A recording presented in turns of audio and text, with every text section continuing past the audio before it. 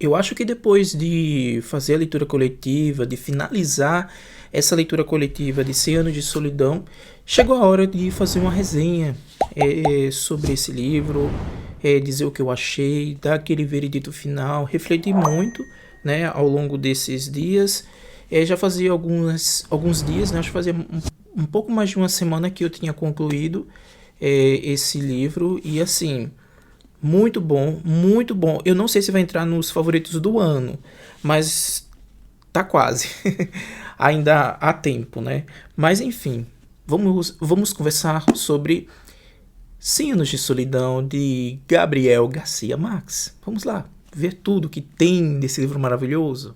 Gabriel Garcia Marques, né, que é autor de 100 anos de solidão, de, enfim, inúmeros outros sucessos aí, como O Amor no Tempo de Cólera, e, enfim, só tem livro bom. Ele recebeu muitas influências, né, do próprio avô. Para vocês que não sabem, até fiz uma live de introdução. Sempre eu faço uma live de introdução nos projetos para falar um pouco do autor, da obra. E lá eu falei umas coisas bem interessantes, assim, um pouco biográfico, né? Eu trago uma biografia do autor. E ao pesquisar, achei tudo muito interessante, que tudo interliga, né? Essa história de 100 anos de solidão. O Gabo, ele, que é muito conhecido por esse nome, né, Gabo, ele nasceu na Colômbia e lá ele viveu uma boa parte da sua vida com os avós. Ele recebeu muita influência do avô. O avô contava muitas coisas para ele que estão inseridas aqui, né, em Cenas de Solidão. Coisas essas como a guerra, né, que o avô dele participou, e aqui ele trata essa guerra de uma forma muito contundente. As questões sobre as condições de trabalho em uma indústria de fruticultura lá na Colômbia, uma indústria norte-americana chamada United Company, alguma coisa assim. Então, ele contava muitas dessas histórias, né, pro Gabo, e Gabo trouxe essas histórias para aqui.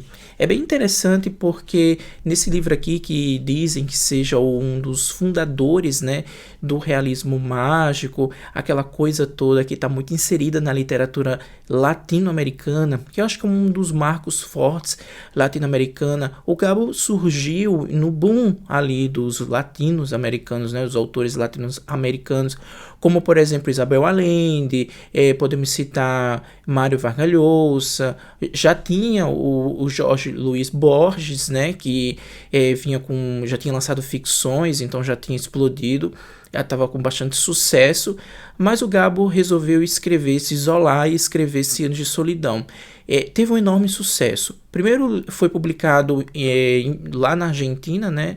Chegou em Buenos Aires e lá o editor viu e ficou louco e, enfim, aí publicou esse livro e tomou proporções assim astronômicas e para o mundo todo. Hoje é um dos livros latino-americanos mais traduzidos.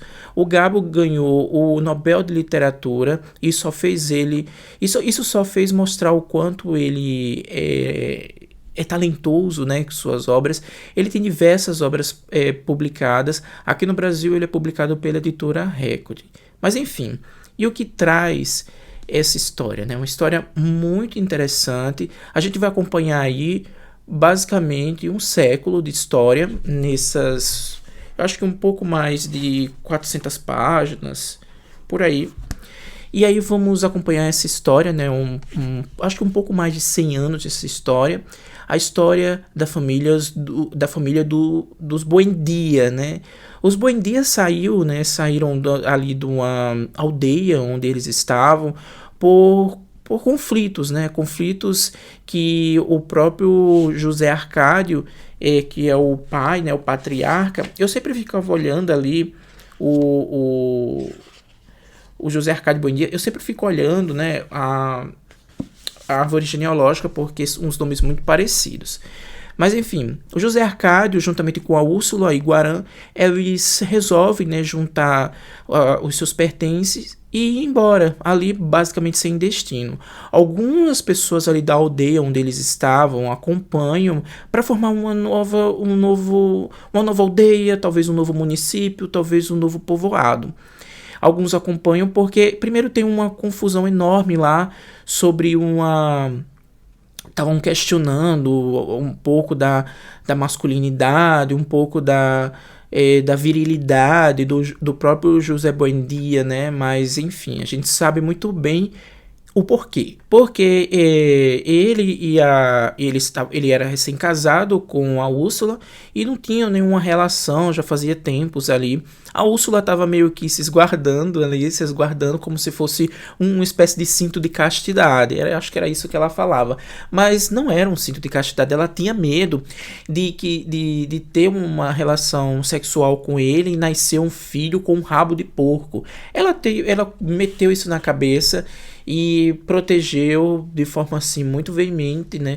E protegeu de forma muito forte toda a sua família até o último dia de sua vida, né?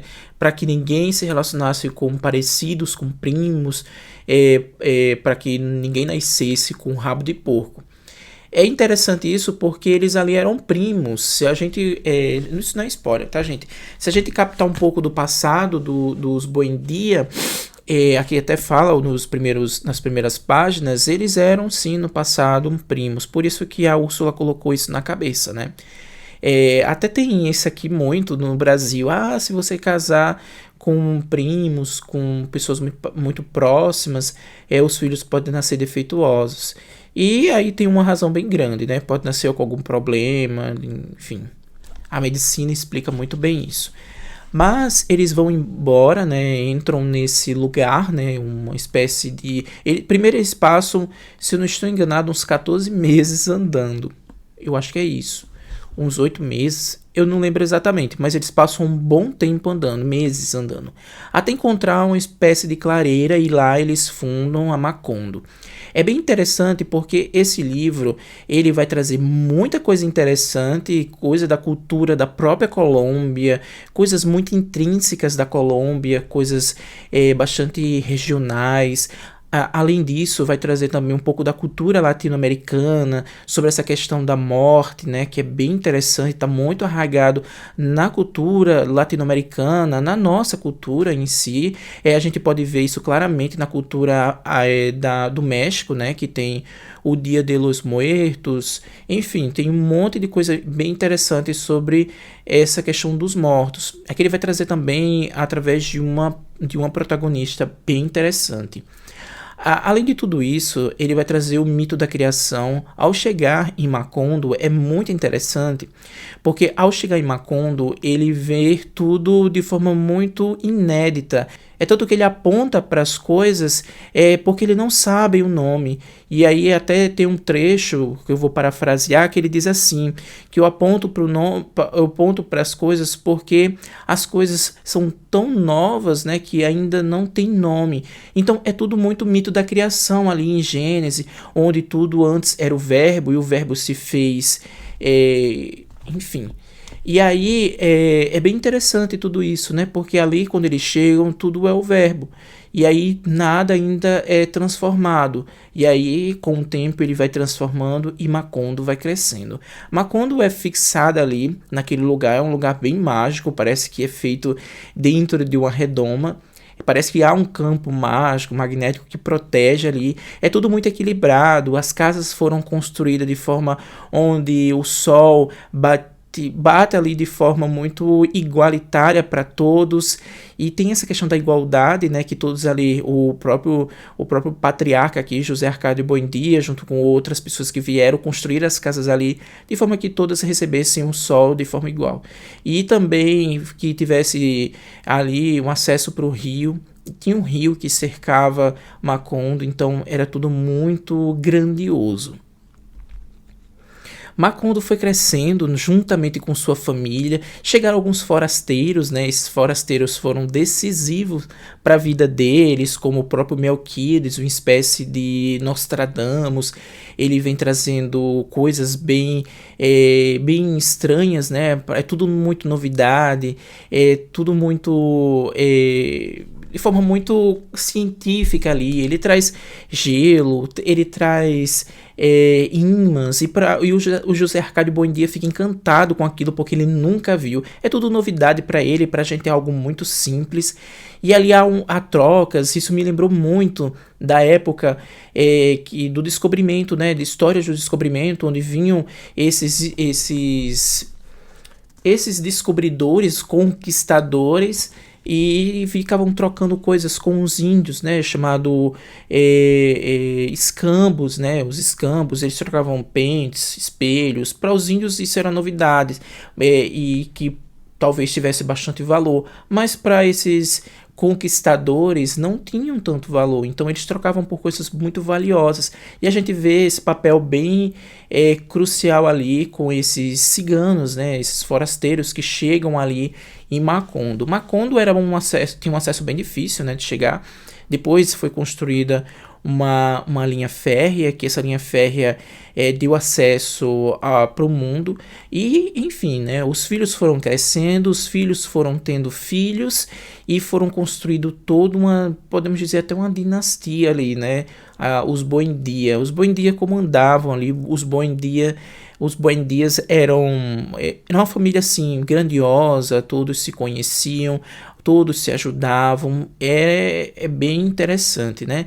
Depois de muito tempo aparece um membro da família que ao mesmo tempo não é tão membro assim, mas ela foi inserida na família, a protagonista Rebeca. É uma protagonista bem interessante, né? Que essa sim é a que representa bem a questão da morte.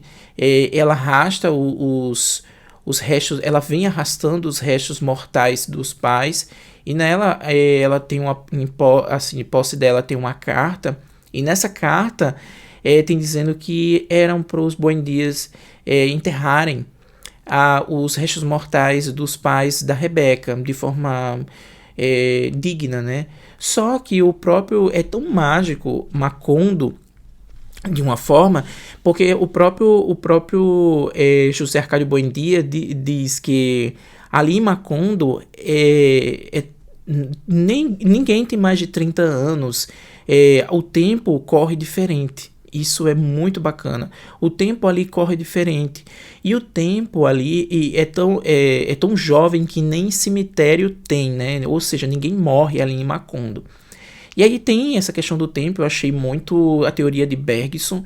É bem interessante, né? Porque a teoria de Bergson tem essa questão do tempo relativo, que o tempo passa diferente. Então, eu gostei bastante, né, dessas teorias que o próprio... Eu não sei se de fato seria a teoria de Bergson, que ele atua ali, mas essa brincadeira com o tempo transcorre diferente em Macondo em relação ao mundo externo, né? Enfim, Macondo é riquíssima, né? Chega para abalar as estruturas ali de Macondo essa indústria de fruticultura, né? Que assemelha-se muito com a história, como eu disse no início do vídeo ali, da história do que o avô contava para Gabo, né? A história dessa indústria norte-americana de fruticultura. E ela vem ali, de fato, para explorar a mão de obra dos trabalhadores. E a gente vê revoluções, vê muitas coisas que, na realidade, teve bastante isso, né? Enfim, é um romance incrível. Os filhos, eles têm um magnetismo gigantesco, e para mim, um dos melhores protagonistas, ou se não a melhor protagonista, é a Úrsula, né?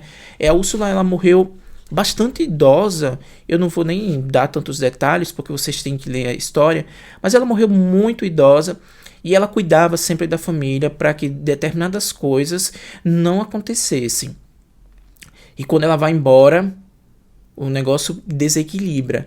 Aí quando vem esse desequilíbrio, vem também um pouco da decadência da própria Macondo. E aí eu sempre enfatizei isso nas lives, né? Ligar Macondo aos próprios Buendia, né? A gente vê ali a fundação da Macondo, o nascer dos filhos, né? Tanto do José Arcádio Buendia quanto da Úrsula, e aí juntamente com o nascer de Macondo, A gente vê mortes de várias pessoas dos Buendia, a gente vê a morte, né, o crescer, né, o apogeu desses Buendia, juntamente com o apogeu de Macondo. A gente também vê o apogeu, vê a decadência, podemos dizer, com a morte, né, dos herdeiros, com a morte dos antepassados, dos fundadores de Macondo. Também vê um pouco da decadência da própria Macondo, como se a Macondo estivesse morrendo junto. E é bem interessante, né, essa ligação entre Macondo e os Buendia. Há uma ligação muito intrínseca, né? E na medida que eles vão crescendo e evoluindo, o Macondo também vai crescendo e evoluindo. Na medida que eles vão envelhecendo e morrendo, Macondo também vai envelhecendo e morrendo. É tudo muito orgânico, é tudo muito ligado. É um romance muito mágico. Tem coisas que acontecem aqui que a gente duvida, e muito, né? Porque coisas muito surreais. Mas na medida do tempo, que o tempo vai passando, a gente começa a aceitar isso de forma muito natural. E a gente começa a se questionar. Isso é possível. Então, tem essa questão do realismo mágico e a gente aceita. E a sociedade ali em Macondo também aceita. Aceita. Coisas que vão aparecendo, até mesmo fantasmas que vão aparecendo, coisas surreais que vão aparecendo, que para eles atuam de forma muito normal, como de fato pode acontecer. E a gente vai ser levado nessa história. Eu mesmo me questionei, pode acontecer. Então é maravilhoso, gente. Leiam 100 Anos de Solidão. Eu amei demais, é muito bem escrito, é uma leitura muito fluida, é um dos romances, podemos dizer assim, que eu achei um dos mais ricos, né? Porque além de trazer a cultura da Colômbia, traz a cultura da América Latina, traz todas essas questões sociais, porque não só revoluções tem ali, guerras, né? Porque sim, há um conflito entre os conservadores e também os liberais, que também teve na vida real, que o avô do Gabo contava. Mas além de tudo isso, também tem um pouco ali das ditaduras latino-americanas. Enfim, gente, maravilhoso. Eu só tenho que recomendar esse livro para todos, tá? É isso. Se você quer ver uma análise bem detalhada, com todos os detalhes, tem uma playlist aqui no canal. Vou deixar aqui nos cards, tá? A playlist com todas as lives de 100 Anos de Solidão. É isso, espero que vocês tenham gostado. Se gostou, dá aquele like. Se não tá inscrito no canal, se inscreve. Até mais. Tchau.